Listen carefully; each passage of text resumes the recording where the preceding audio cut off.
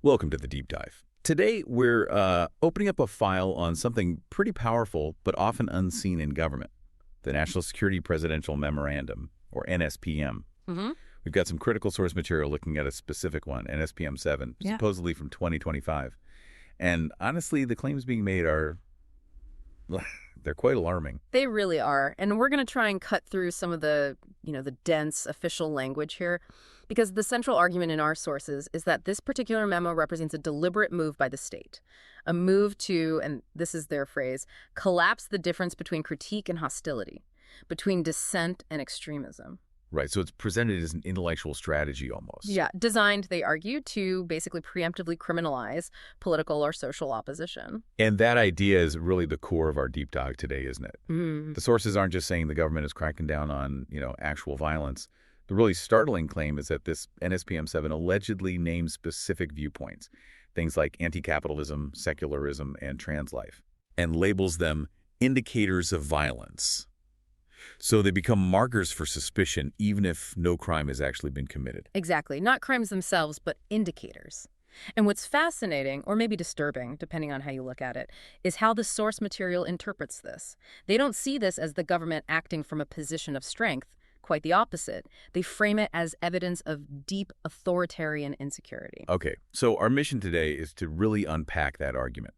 How does this attempt to enforce ideological conformity, according to the sources, actually reveal a kind of brittle logic, a fear of change? Precisely. That's the core tension we need to explore. All right, let's start with the basics then. We hear a lot about executive orders, but what exactly is an NSPM? Why is it such an effective, maybe even hidden tool for shifting government policy? Okay, well, it's an exercise of presidential power, definitely. But it sits in this kind of murky legal category. It's very consequential, though. Think of it like a presidential directive.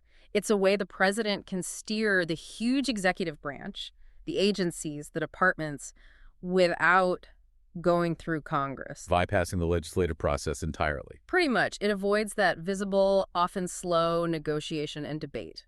And where does the authority for this come from? Is it constitutional? Well, technically, the basis is Article 2 of the Constitution. The president's role as commander-in-chief gives them broad powers. But that power was really broadened, formalized, after the National Security Act of 1947.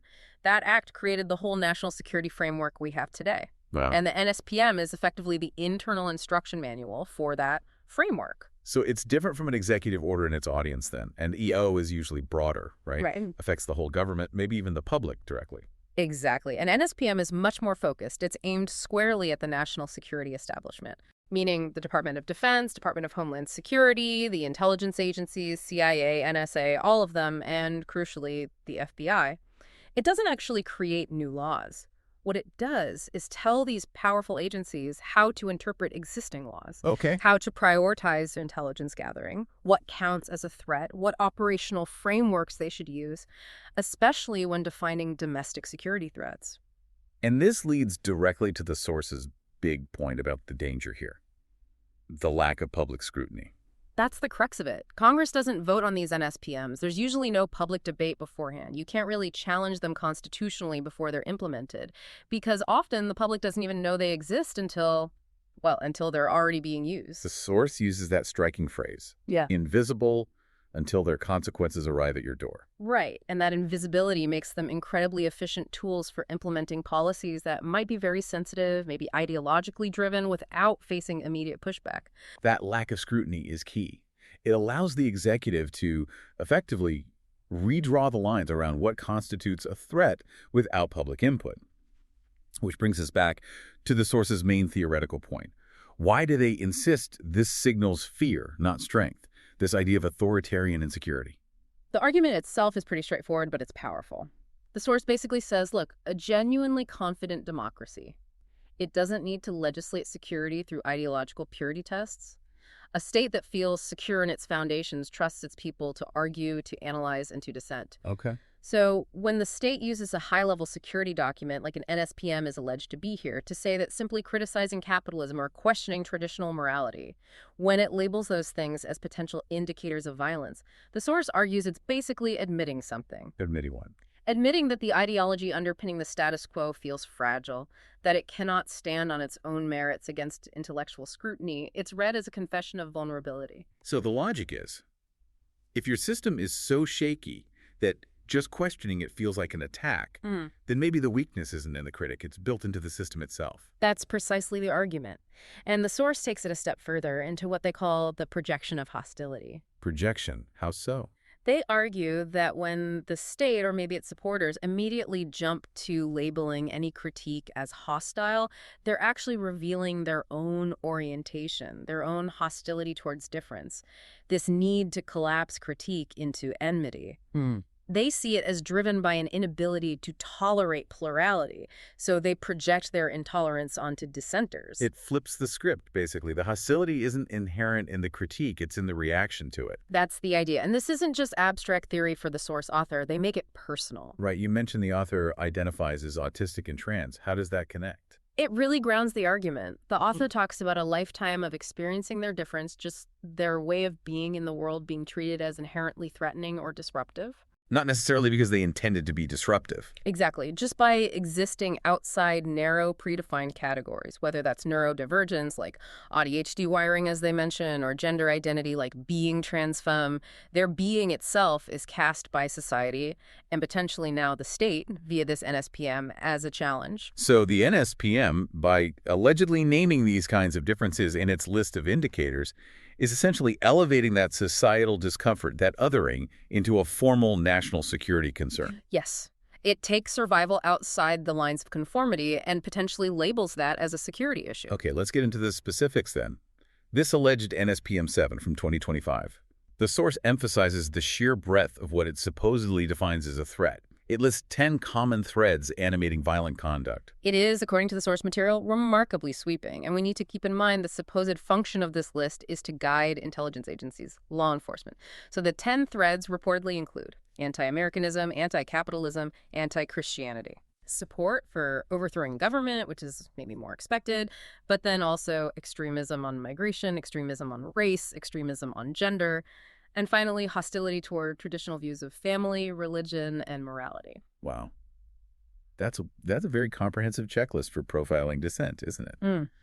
And the source's most critical point, as we touched on, is that this list doesn't just target violent acts. Correct. That's fundamental to their critique. The claim is the NSPM reaches backward into the realm of ideas. It marks entire ideological positions as inherently suspicious. This sets up what the source calls pre-crime. It's a concept borrowed from science fiction, obviously, but applied here politically. How does it work in this context? It means the document allegedly establishes a field of suspicion based purely on someone's beliefs or their philosophical stance, before any violent intent or action is even demonstrated. So if your ideology aligns with one of these 10 indicators, boom, you're potentially already within the security framework, flagged for monitoring or worse. And this idea, criminalizing beliefs, treating political disagreement as a security threat, it's not exactly new in the U.S., is it? The source draws historical lines. Oh, absolutely not new. The source is very careful to point out this is a recurring pattern, a tool used historically to manage dissent and suppress movements for change. They draw direct parallels. Which historical examples do they see as most relevant here to ground this pre-crime idea? Well, first, they point way back to the Palmer raids. That was 1919, 1920, right after World War I. The Attorney General, Palmer, essentially collapsed socialist and anarchist critique just the ideas into sedition. It led to mass arrests, deportations, mainly of immigrants, based almost entirely on political affiliation. Okay, clear targeting of ideas. Then fast forward to the 1950s, McCarthyism. Again, the focus wasn't just on actual espionage, right? It treated political disagreement, any association with left-leaning groups as potential communist subversion. Dissent became disloyalty. Precisely. And it ruined lives, destroyed careers based on association and belief. And the third main parallel, probably the one most resonant with today's surveillance capabilities. COINTELPRO. The FBI's program in the 60s and 70s, this one explicitly targeted domestic political groups. Two specifically. Movements for Black liberation, anti-Vietnam War activists, early queer rights groups. They were all labeled extremist and threats to national security. The FBI used infiltration, disruption tactics. In every single one of these historical cases, Palmer raids, McCarthyism, COINTELPRO, the source argues the rhetoric was the same. Political and social critique gets reframed as an inherent danger to the nation. And NSPM-7, as described in the source, is seen as standing squarely in that tradition. That's the core historical argument, yes. Okay, let's spend a bit more time on how the source author pushes back against these specific indicators. They keep insisting critique is not hostility. We touched on anti-capitalism. Let's revisit that. Sure. For point 2, anti-capitalism, the author is very clear. They say their stance isn't about advocating violence. It's about analysis, refusal, and imagination. It's about examining an economic system they believe prioritizes profit over human well-being and imagining alternatives. And the argument about brittleness comes back here. Right. The core argument is, if your economic system genuinely cannot withstand scrutiny, if it requires the silence of its critics to survive, then that itself confirms its flaws, its inherent brittleness. That reframing is really central. Okay, what about some of the others we haven't dug into as much? Point 3, anti-Christianity. That's listed as a marker too. How does the source interpret that? The source argues this indicator is specifically designed to equate secularism, or really any push for religious plurality in public life, with active hostility towards Christianity. So advocating for separation of church and state could be flagged? Potentially, yes. Or questioning the use of explicitly Christian morality as the basis for law. The source author says, look, that's not anti-Christianity, that's just being pro-secularism, pro-pluralism. The framing in the NSPM, they argue, is a way to shield Christian hegemony from challenge by labeling the challenge itself a security threat. Okay, and then there's the very charged language around extremism on migration and extremism on race. Points 5 and 6. They often seem politically linked. They definitely do. The source sees these as attempts to pathologize advocacy for diversity, multiculturalism, or even just standard civil rights work. Think about it. Supporting policies that welcome refugees, or affirm the value of immigrants, or address systemic racism. The source argues that's simply advocating for social justice. But under this framework, that support could potentially be twisted by a security agent, by the state, into extremism against some perceived traditional demographic or racial order. the source would insist, I imagine, that opposing white supremacy or demanding racial equity isn't extremism. Exactly. They'd say it's a necessary critique of historical and ongoing inequality. The source suggests that by naming extremism on race as a threat, the memo is effectively trying to protect the status quo of racial hierarchy. It uses the neutral-sounding language of security to try and silence substantive challenges to systemic injustice. Let's look at point 7, extremism on gender. This was personally resonant for the source author. Yes. As we discussed, the author frames their trans existence as survival and joy. To take gender variance simply refusing or challenging the rigid binary and label that extremism, in the author's view, that reveals the profound fragility of the traditional order that cannot tolerate such difference. So the extremism is flipped again. Right. The author argues the real extremism is the state's attempt, through law and culture, to impose conformity. Making gender diversity itself a matter of public security is the extreme act here. Okay, one more specific point. The first one on the list, actually, point 1, anti-Americanism. That's such a classic charge used to shut down critique. It really is, and the source directly tackles it. They argue that critiquing America's history, acknowledging the parts built on, quote, genocide, slavery, and extraction, isn't hating the country. They frame it instead as an act of demanding better, of, quote, insisting that it be more than what it has become. It's presented as a form of tough love, almost, of fierce loyalty. And the connection to strength versus weakness. Comes back again. A confident nation, the source argues, can face its own history, its flaws. Collapsing necessary historical critique into simple hostility or anti-Americanism is seen, yet again, as a sign of profound institutional weakness and insecurity. That distinction is crucial. Critique as necessary for improvement versus critique as inherently destructive. Okay, stepping back from the individual points. What's the source's overall take on the function of this list, these 10 indicators? The source calls them rhetorical weapons, plain and simple. They're not seen as neutral, objective categories for analysis. They are viewed as tools designed specifically to ensure that complex, nuanced positions, whether about secularism, economic models, gender identity, racial justice, get flattened. Flattened how? Simplified, reduced down to easily digestible hostile markers, so they fall neatly, conveniently, into the predefined category of a security threat. It streamlines the process of policing ideas, all under the seemingly neutral banner of national security. So the ultimate takeaway here, reading between the lines of our source material, seems to be about the definition of freedom itself. They quote, "True freedom cannot be reduced to obedience." Hmm. And this entire memorandum, as described, seems engineered to do exactly that, reduce freedom to ideological obedience. That really is the core of the source's final analysis. Freedom, they insist, must include the uncomfortable, sometimes dangerous, but absolutely vital right to critique the powerful, to critique the state, the economic system, the dominant moral codes. If the state effectively removes that right or chills it into silence, Then the word freedom becomes meaningless. it becomes, as they suggest, a hollow mask worn by power. The paradox is just glaring.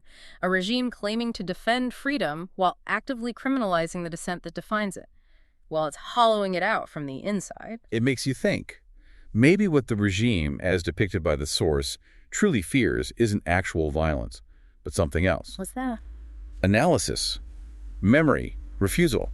The words and ideas of people who won't conform, who won't collapse into the neat binaries being offered or mandated. And that really brings up a crucial question for all of us, for you, the listener, to think about. The source implicitly asks us to consider, what is the real test of a society's resilience?